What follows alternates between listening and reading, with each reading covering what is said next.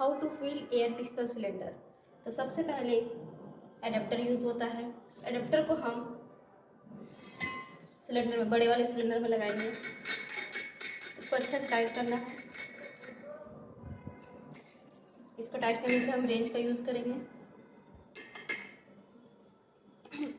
Then हमारा जो pistol का जो सिलेंडर है उसको हम डायरेक्ट बैठा कर सबसे पहले उसको अपोजिट साइड घुमाना है। अपोजिट साइड घुमाने के बाद एक टक सा आवाज़ आएगा जिसमें वो अपने प्लेस पे वो बैठ गया है। उसके बाद हम इसे सीधा घुमाएंगे। इसके बाद इसको कसेंगे। देन सॉफ्टली हमें गैस ऑन करना है। रिफिल, इसे आराम से खोलना है